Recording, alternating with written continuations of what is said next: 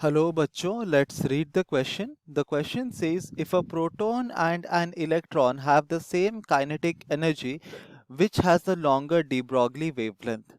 और हमें ऑप्शंस दिए गए हैं.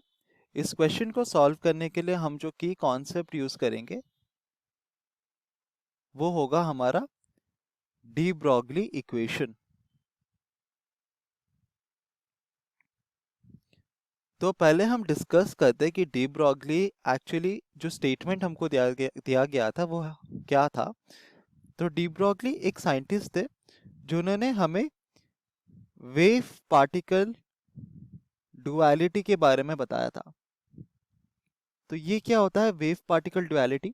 तो डी ब्रॉगली ये कहते हैं कि अगर कोई भी एक गिवन मैटर है यूनिवर्स में, तो इस मैटर का दो स्टेट ऑफ एग्जिस्टेंस होता है. एक होता है उसका पार्टिकल स्टेट और एक होता है उसका वेव स्टेट. तो हर एक मैटर जो कि हम यूनिवर्स में एग्जिस्ट करता है वो एक साथ दोनों हमारा स्टेट्स एग्जिबिट करता है. वो एक पार्टिकल की तरह एग्जिस्ट करता है और एक वेव की तरह भी एग्जिस्ट करता है. तो इसलिए हम कहते हैं कि इसका एक डुअल नेचर होता है. और इन दोनों स्टेट को डिफाइन करने के लिए डी ब्रॉगली ने एक इक्वेशन दिया था जो था डी ब्रॉगली इक्वेशन, जो कि है lambda is equal to h by p. यहाँ पे एच क्या है? एच है हमारा प्लैंक्स कांस्टेंट. तो हम लिख सकते हैं यहाँ पे प्लैंक्स कांस्टेंट. लैम्डा क्या होता है? लैम्डा होता है wavelength associated with the matter. तो कोई भी एक मैटर है तो उस मैटर का द एसोसिएटेड वेवलेंथ जो होता है जिसको हम कहते हैं मैटर वेव. तो हम लिख सकते हैं यहाँ पर मैटर वेव. तो हर एक मैटर का जो वेव कैरेक्टरिस्टिक्स होता है उसको हम मैटर वेव कहते हैं और इस मैटर वेव का जो वेवलेंथ है वो लैम्डा है. और momentum as we know is a particle property. तो इस इक्वेशन में हम देखते हैं कि एक मैटर का जो वेव प्रॉपर्टी है और एक जो पार्टिकल प्रॉपर्टी, उन दोनों के बीच का जो रिलेशन है वो डी ब्रॉगली इक्वेशन हमको देता है. अभी हमें पता है कि मोमेंटम p जो होता है वो क्या होता है? मास टाइम्स वेलोसिटी. और एक पार्टिकल का काइनेटिक एनर्जी कितना होता है? ये सिंपली होता है हाफ एम वी स्क्वायर. तो इसको हम क्या लिख सकते हैं? इसको हम सिंपली लिख सकते हैं half m square v square multiplied by 1/m. तो ये क्या हो जाएगा?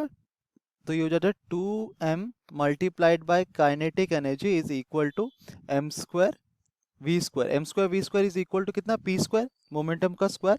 तो हम देखते हैं कि 2 times mass multiplied by kinetic energy is equal to p square. तो अगर हम p की जगह में अगर हम मोमेंटम को in terms of kinetic energy लिखेंगे तो हमारा कितना आ जाएगा? Lambda is equal to simply h by root over of 2m multiplied by kinetic energy of the given matter. तो ये होता है हमारा relation between wavelength and kinetic energy. अभी क्वेश्चन में हमको ये दिया गया है कि हमारे पास एक इलेक्ट्रॉन है और एक प्रोटॉन है. हम अज्यूम करते हैं कि mass of electron m e है और mass of proton m p है. और हमें पता है कि प्रोटॉन का मास इलेक्ट्रॉन के मास से ज़्यादा होता है और दोनों पार्टिकल्स का काइनेटिक एनर्जी हमको इक्वल दिया गया. So kinetic energy of electron is equal to kinetic energy of the proton. तो अगर हमारा काइनेटिक एनर्जी सेम रहता है तो हम कह सकते हैं the wavelength de Broglie wavelength is proportional to 1 by root over of m. ठीक है. तो अगर लैम्डा ई हमारा इलेक्ट्रॉन का एसोसिएटेड वेवलेंथ है तो lambda e is proportional to 1 by root over of m e. और लैम्डा पी जो होगा हमारा एसोसिएटेड प्रोटॉन का वेवलेंथ वो होगा 1 by root over of m p. तो क्योंकि ये इन्वर्सली प्रोपोर्शनल है and mass of proton is greater than mass of electron, तो हम ये कह सकते हैं कि हमारा वेवलेंथ जो इलेक्ट्रॉन के साथ एसोसिएटेड होगा वो ग्रेटर होगा wavelength associated with the proton, क्योंकि प्रोटॉन का मास ज्यादा है और wavelength is inversely proportional to root over of 1 by m. So we can say that the electron has a longer wavelength.